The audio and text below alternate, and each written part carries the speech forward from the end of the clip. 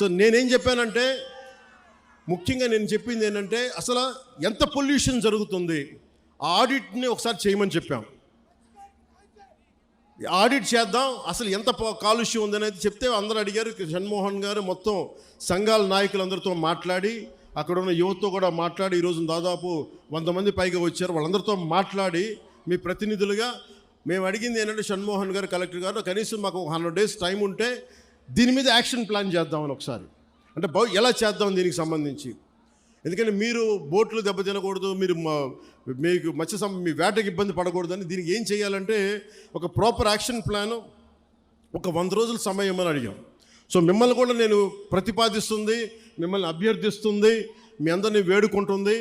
మాకు కనీసం ఒక 100 రోజుల సమయం కనుక మీరు ఇస్తే దీనికి ఒక రోడ్ మ్యాప్, ఒక ప్లాన్ క్రియేట్ చేసి మీ ముందు పెట్టి, మీ అందరి అనుమతితోటే మనకి ఉపాధి అవకాశాలు ఉంటూనే మనకి కాలుష్యాన్ని ఎలా నివారించాలి అన్న దాని మీద నా ప్రణాళికకి నాకు కనీసం ఒక 100 రోజుల సమయం కావాలి. ఆ 100 రోజుల సమయాన్ని మిమ్మల్ని ఇమ్మని నేను ఆర్థించడానికే నేను ఈరోజు మీ ముందుకు వచ్చాను. నాకు ఒక 3 నెలల నుంచి 100 రోజుల సమయం కావాలి. సో మీరు ఆ 100 రోజుల్లోపు నేను ఒక రోడ్ మ్యాప్, ఒక పరిష్కార మార్గం, అవసరమైతే దీన్ని క్యాబినెట్లో మాట్లాడతాం, లేదంటే అసెంబ్లీలో కూడా మాట్లాడి మీకు న్యాయం జరిగేలాగా నేను ముందుకు తీసుకెళ్తాను. మీ అందరికీ నేను మనస్ఫూర్తిగా మీకు తెలియజేస్తున్నాను. సో నాకు 3 నెలల సమయం మిమ్మల్ని, ఇది ప్రజాస్వామ్యం, నేను 4 గోడల మధ్య కూర్చొని నేను అడగట్లా. నాకు ఒక 100 రోజుల సమయం కావాలి. ఏం చేద్దాం చెప్పండి, అవునా కాదా? 100 రోజులు సమయం ఇస్తున్నారా? నాకు ఇస్తున్నారా? 100 రోజులు సమయం ఇస్తున్నారా లేదా నాకు చెప్పాలి. అలా కుదరదు నాకు. ఎందుకు చెప్తా, మీరు 100 రోజుల సమయం ఇవ్వకపోతే, మీరు 100 రోజుల సమయం ప్రాక్టికల్గా మీరు ఆలోచించండి. 100 రోజుల సమయం ఇవ్వకపోతే, ఎందుకంటే రాత్రికి రాత్రి పొల్యూషన్ ఏం జరుగుతుందో మనం ఆడిట్ చేయడానికి కూడా చాలా టైం పడుతుంది. ఆడిట్ చేసిన తర్వాత వ్యర్థాలు ఉన్నాయి అంటే వీళ్ళకి ఎందువల్ల వ్యర్థాలని విడుదల చేస్తున్నారు. ఎందుకంటే మీరు 4 రోజులు ధర్నా చేస్తే 5వ రోజు పరిష్కారం నిజంగా రాదు. ఎందుకంటే దీని వెనక చాలా ఉన్నాయి. పరిశ్రమలు మనం ఇచ్చింది కాదు, వైసీపీ నాయకులు ఇచ్చింది. వైసీపీ నాయకులు ఇచ్చిన పరిశ్రమలు మన కూటమి ప్రభుత్వం వచ్చిన తర్వాత ఇచ్చిన పరిశ్రమలు కాదు. సో అందుకని అలా అని చెప్పి వాళ్ళలాగా భయపెట్టి, పారిశ్రామికవేత్తలను భయపెట్టి పారిపోతే అది దేశపరంగా ఇంకోలాంటి సంకేతాలు వెళ్తాయి, అదో ఇంకో సమస్య ప్రారంభమవుద్ది. సో మేము ఆలోచిస్తుంది వయా మీడియాగా మధ్యలో పొల్యూషన్ రాకుండా, మన మత్స్య సంపద చనిపోకుండా ఎలాంటి పరిష్కారం వెతకాలి. అలాగే ఓఎన్జీసీ వాళ్ళు మనకి కొంత కాంపెన్సేషన్ పే చేస్తూ ఉన్నారు, ప్రతి నెలకైనా అడుగుతూ ఉన్నారు. అది మేము పెట్టే ప్రతిపాదన కలెక్టర్ గారితో, సంబంధిత మంత్రివర్గంతో మేము అడుగుతుంది. ఎక్కడైతే ఎఫెక్ట్ అవుతూ ఉన్నారో వాళ్ళకి సంబంధించి ఆ పరిశ్రమలు కానీ పారిశ్రామిక యాజమాన్యంతో మాట్లాడి వాళ్ళు ఎంతవరకు చేయగలరు, ఒకవేళ కాంపెన్సేషన్ ఇవ్వగలరా, నెలకి ఇవ్వగలరా, లేదంటే 1 టైం సెటిల్మెంట్ చేయగలరా, ఇవన్నీ మాట్లాడాల్సిన అవసరం ఉంది, మాట్లాడాల్సిన పరిస్థితి ఉంది. అది మీకు అంటే ఇవన్నీ చేయడానికి నాకు కనీసం ఒక 3 నెలలు సమయం కావాలి. 3 నెలల సమయం తర్వాత ఖచ్చితంగా ఒక పరిష్కార మార్గానికి తీసుకొచ్చి, ఇది ఎందుకంటే పిఠాపురం మోడల్, ఈ పొల్యూషన్ మోడల్ రాష్ట్రం అంతా అప్పీల్ అవుతుంది, అప్లై చేయాల్సిన పరిస్థితులు వస్తూ ఉన్నాయి. ఎందుకంటే పరిశ్రమలు రావాలి. ఉదాహరణకి మీకు భీమవరం దగ్గర ఆక్వా పార్క్ ఉంది.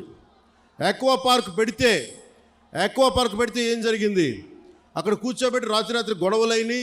కానీ ఆక్వా పార్క్ పోలీసులు ఛార్జ్ చేశారు, కేసులు పెట్టారు, కానీ పరిష్కారం దొరకలా. మనకు అలాంటి పరిస్థితులు రాకూడదు. నేను ఒకటే చెప్పాను, జనసేన నాయకులకు కావచ్చు, ఇంకే నాయకులకైనా కావచ్చు, ఎవరైనా సరే ఈ కాలుష్యాన్ని అర్థం చేసుకొని దీని మీద మీకు కథ చెప్పేవాళ్ళు కావాలంటే ఈ రోజుకి మీకు కూర్చోబెట్టి ఆకాశాన్ని తెప్పేస్తా, 3 రోజులు అయిపోతుంది సమస్య, నేను మాట చెప్పేయగలను. నేను మిమ్మల్ని కూర్చోబెట్టి మీ చేత చప్పట్లు కొట్టించుకొని వెళ్ళిపోగలను, కానీ ఏం చేయను. అలా కాకుండా నేను 3 నెలలు ఎందుకు సమయం, 100 రోజుల సమయం ఎందుకు అడుగుతున్నానంటే, చాలా త్రికరణ శుద్ధిగా మీ సాటి మత్స్యకారుడు ఎంత కష్టపడుతుందో అర్థం చేసుకొని దాన్ని ఉద్దేశంలో పెట్టుకొని మాట్లాడుతున్నాను. అందుకని మీకు ఒకటి చెప్తున్నాను, నిజం కురచ బొంకు పొడవు అంటారు. అంటే అబద్ధం చెప్పడానికి ఇంత చెప్తాం, అసలు మేమేం చేయగలం అని చెప్పట్లా. నిజం మీకు చేస్తానని చెప్తాను. మీకు ఏం చెప్పాను, మీకు నిలబడతానంటే నిలబడతా. మీకు రోడ్డు ఇక్కడ ఉప్పాడ ప్రొటెక్షన్ వాళ్ళు చేస్తానంటే చేస్తాను. దాన్ని కూర్చోబెట్టి మీరు రేపు నుంచి ప్రతి గంటకి ఏమైంది డేటా అంటే అలా కుదరదు. మీకు నా టర్మ్లో, నా టెన్యూర్లో మీకు చేసి పెడతాను. ఉప్పాడ ప్రొటెక్షన్ వాల్ వచ్చి తీరుతుంది. అలాగే అది నేను మన అమిత్ షా గారితో, మోడీ గారితో మాట్లాడుకొని తెప్పించగలను. ఇది చాలామంది సంబంధించిన వ్యక్తులు, పారిశ్రామికవేత్తలు. దీనికి ఎందుకు 100 రోజులు అడుగుతున్నాను చెప్తా మీకు. అన్నీ నా చేతుల్లో లేవు. ఇండస్ట్రీస్ మినిస్టర్తో మాట్లాడాలి, ఫిషరీస్ మినిస్టర్తో మాట్లాడాలి, అలాగే కూర్చోబెట్టి మనకి ఏవైతే ఈ షిప్పింగ్ ఇండస్ట్రీ వాళ్ళతో మాట్లాడాలి. అలాగే మనం కూర్చోబెట్టి వాళ్ళు అడుగుతుంది ఇంకోటి ఏంటంటే, మాకు ఎంత డ్యామేజ్ జరుగుతుంది, వాస్తవాలు, దీని పొల్యూషన్ కంట్రోల్ బోర్డుతో కూర్చోవాలి. ఇవన్నీ కూర్చొని చేసే వరకు అందుకు నాకు ఒక చాలా కలెక్టర్ గారు కూడా మీకు షణ్మోహన్ గారు తెలుసు పాపం ఎంత కష్టపడి చేస్తూ ఉన్నారు మనందరి కోసం, పిఠాపురం అభివృద్ధి కోసం. మన పాడా యాక్ట్ మన చేసాం, మనకి డెవలప్మెంట్ బోర్డు పెట్టాం పిఠాపురంకి. ఇన్ని సంవత్సరాలు ఎప్పుడు జరగల. అందుకని మీరు నా మీద నమ్మకం ఉంచి మీరు రోడ్ల మీదకి వచ్చి మీరు గొడవలు చేస్తే నేను వస్తా. మీరు తిడితే నేను పడతా. మీరు మీ ఇంట్లో కుటుంబ సభ్యుని కాదు ఇంకెవరిని తిడతారు, బయట ఉన్న తిట్టరు కదా. నేను ఎమ్మెల్యే అంటే ఏదో కూర్చోబెట్టి నేనేదో కిరీటాలు పెట్టుకొని నేనేం లేను. మీరు మాట పడితే భుజాల మీదకి ఎత్తుకున్నప్పుడు నా భుజం మీద దెబ్బ కొడితే నేను భరిస్తాను. ఎందుకంటే మీరు నా కుటుంబం.